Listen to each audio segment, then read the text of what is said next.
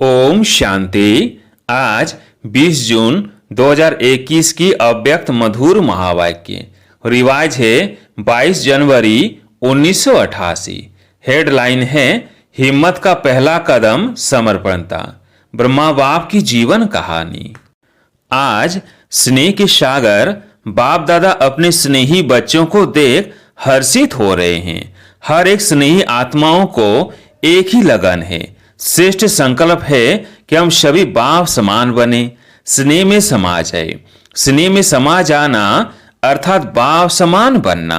सभी के दिल में यह दृढ़ संकल्प है कि हमें बाप दादा द्वारा प्राप्त हुए स्नेह, शक्तिशाली पालना और अखूट अविनाशी खजानों का रिटर्न अवश्य करना है। रिटर्न में क्या देंगे सिवाय दिल के स्नेह के? आपके पास और है ही क्या? जो भी है वो बाप का दिया हुआ ही है। वो क्या देंगे? बाप समान बनना यही रिटर्न है और यह सभी कर सकते हो। बाप दादा देख रहे थे कि आजकल सभी के दिल में विशेष ब्रह्मा बाप की स्मृति ज्यादा इमर्ज है। स्मृति शरीर की नहीं है, लेकिन चरित्रों के विशेषताओं की स्मृति है, क्योंकि अलौकिक ब्राह्मण जीवन ज्ञान स्वरूप जीवन है। ज्ञान स्वरूप होने के कारण देह की स्मृति भी दुख की लहर नहीं लाएगी। अज्ञानी जीवन में किसी को भी याद करेंगे तो सामने देह आएगी। देह के संबंध के कारण दुख महसूस होगा, लेकिन आप ब्राह्मण बच्चों को बाप की स्मृति आते समर्थी आ जाती है कि हमें भी बाप समान बनना ही है। अलौकिक बाप की स्मृति समर्थी अर्थात शक्ति दिलाती है। चाहे कोई कोई बच्चे दिल का स्नेह नैनों के मोतियों द्वारा भी प्रकट करते हैं, लेकिन दुख के आंसू नहीं, वियोग के आंसू नहीं। यह स्नेह के मोती है, दिल के मिलन का स्नेह है। वियोगी नहीं, लेकिन राजयोगी है, क्योंकि दिल का सच्चा स्नेह शक्ति दिलाता है कि जल्दी से जल्दी पहले मैं बाप को रिटर्न दूं। रिटर्न देना अर्थात समान बनना। इस विधि से ही अपने स्नेही बाप दादा के साथ स्वीट होम में रिटर्न होंगे, अर्थात साथ वापस जाएंगे। रिटर्न करना भी है और बाप के साथ रिटर्न जाना भी है। इसलिए आपका स्नेह व याद दुनिया से न्यारा और बाप का प्यारा बनने का है। तो बाप दादा बच्चों के समर्थ बनने का संकल्प, समान बनने का उमंग देख रहे थे। ब्रह्मा बाप की विशेषताओं को देख रहे थे। अगर ब्रह्मा बाप की विशेषताओं का वर्णन करे तो कितनी होगी? हर कदम में विशेषताएं रही। संकल्प में भी सर को विशेष बनाने का हर समय उमंग उत्साह रहा। अपनी वृत्ति द्वारा हर आत्मा को उमंग उत्साह में लाना, यह विशेषता सदा ही प्रत्यक्ष रूप में देगी। वाणी द्वारा हिम्मत दिलाने वाले, ना उम्मीद को उम्मीद में लाने वाले, निर्बल आत्माओं को उड़ती कला की विधि से उड़ाने वाले, सेवा के योग्य बनाने वाले, हर बोल अनमोल, मधुर, युक्ति युक्त थे। ऐसे ही कर्म में बच्चों के साथ हर कर्म में साथी बन कर्मयोगी बनाया। सिर्फ साक्षी होकर देखने वाले नहीं, लेकिन स्थूल कर्म के महत्व को अनुभव कराने के लिए कर्म में भी साथी बने। जो कर्म मैं करूंगा मुझे देख बच्चे स्वतः ही करेंगे। इस पाठ को सदा कर्म करके पढ़ाया।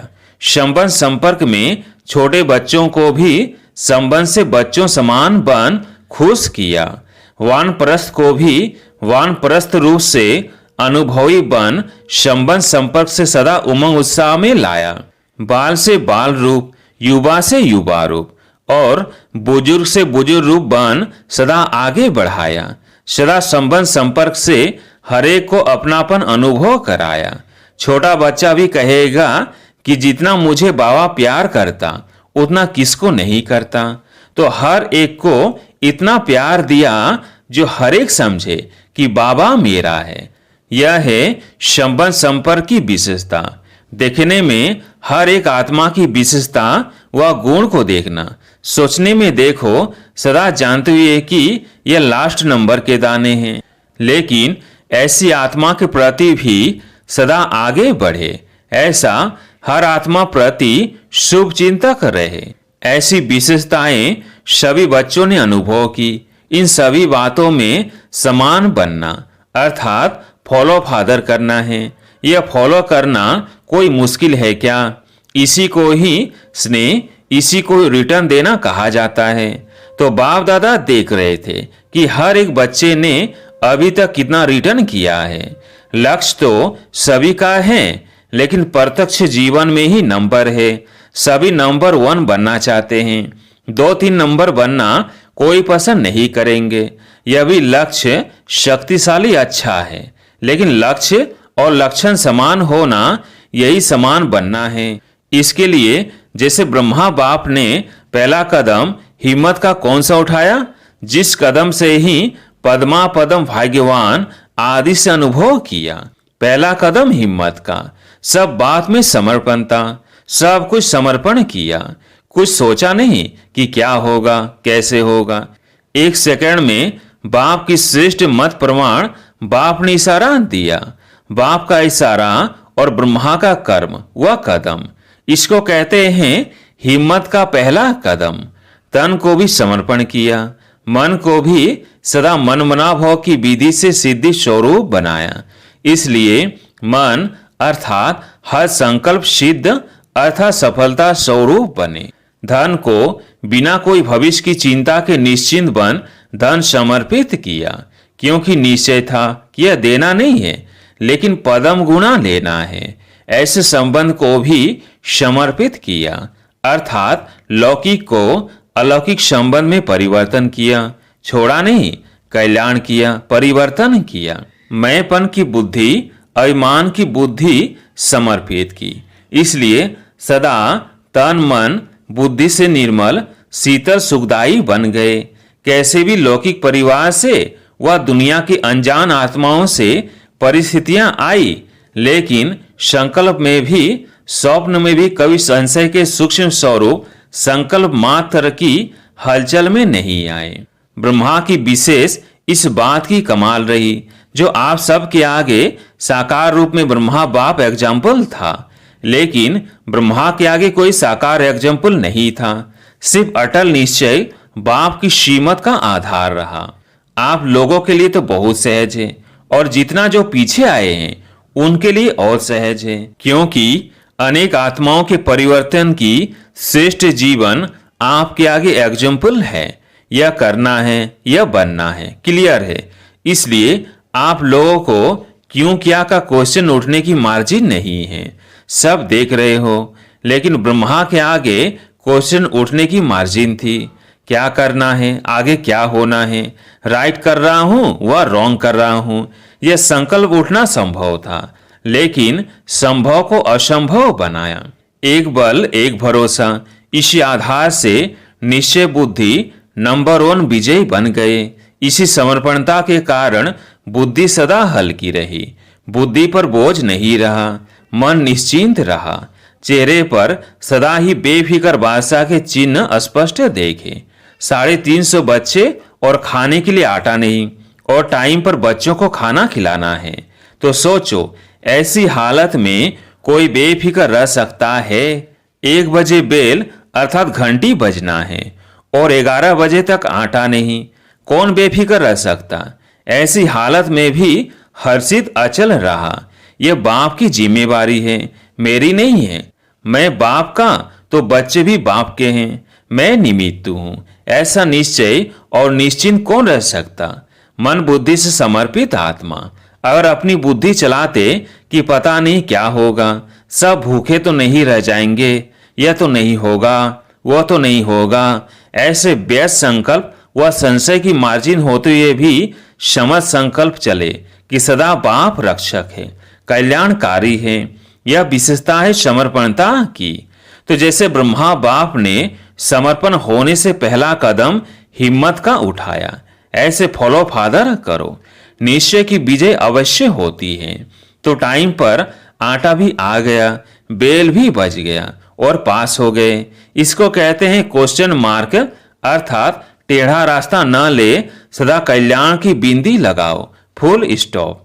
इसी विधि से ही सहज भी होगा और सिद्धि भी प्राप्त होगी। यह थी ब्रह्मा की कमाल। आज पहला एक कदम सुनाया है, फिकर के बोझ से भी बेफिकर बन जाओ। इसको ही कहा जाता है स्नेह का रिटर्न करना।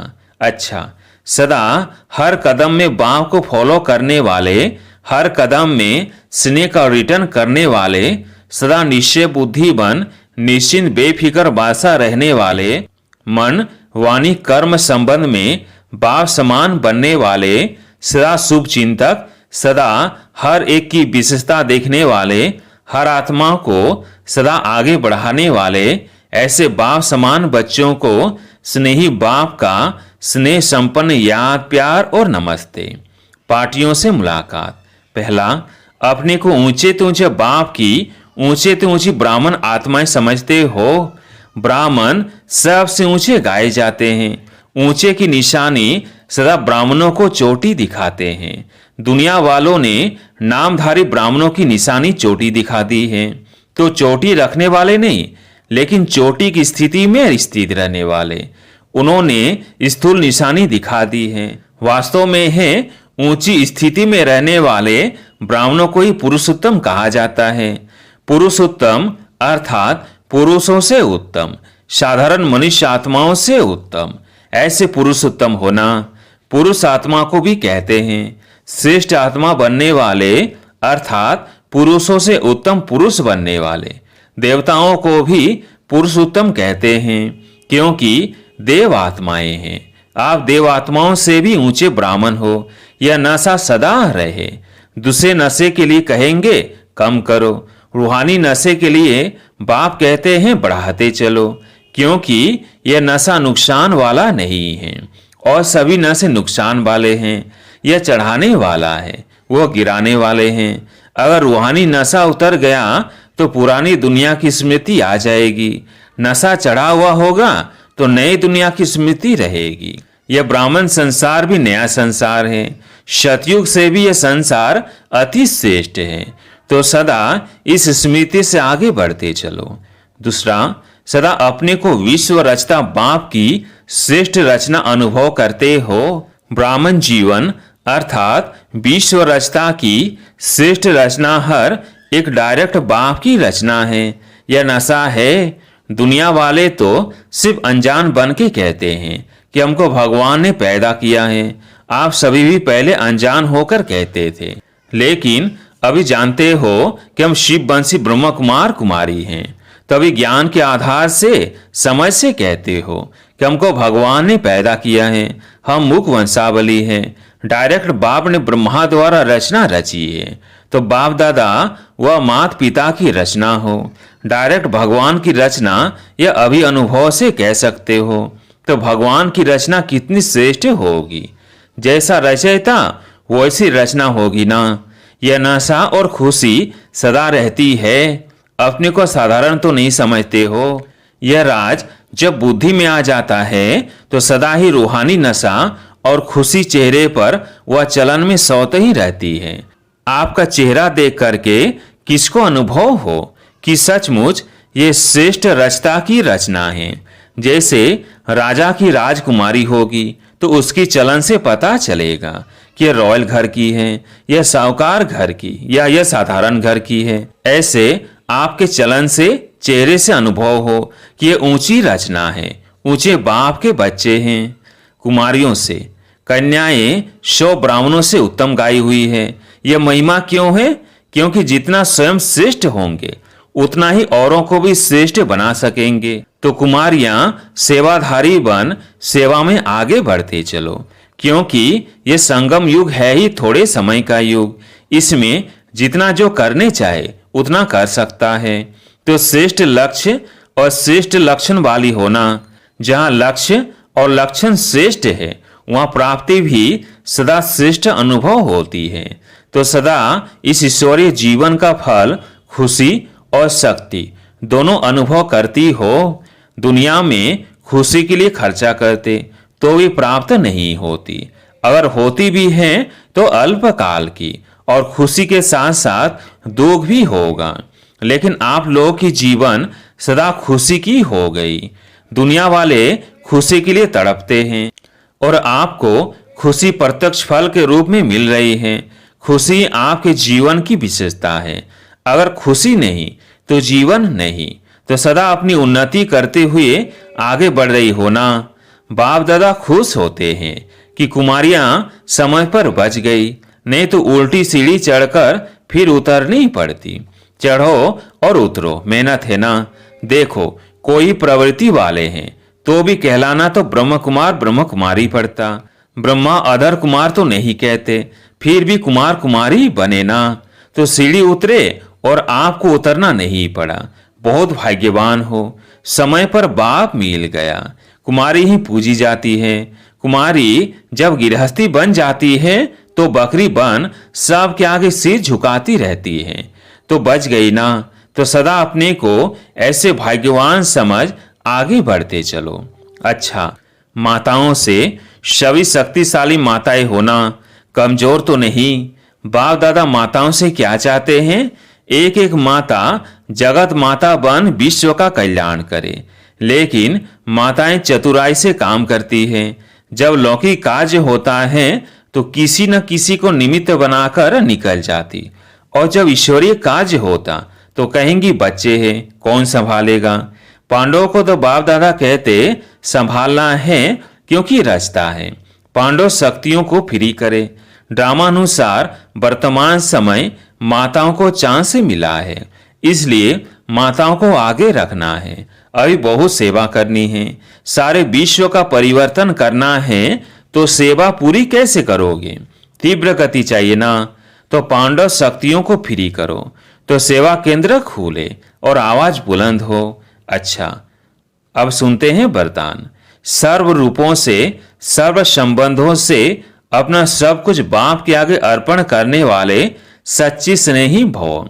सर्व रूपों से, सर्व संबंधों से अपना सब कुछ बाप के आगे अर्पण करने वाले सच्चे स्नेही भव। जिससे अति स्नेह होता है तो स्नेह के लिए सभी को किनारे कर सब कुछ उनके आगे अर्पण कर देते हैं। जैसे बाप का बच्चों से स्नेह है, इसलिए सदाकाल के सुखों की प्राप्ति स्नेही बच्चों को कराते हैं।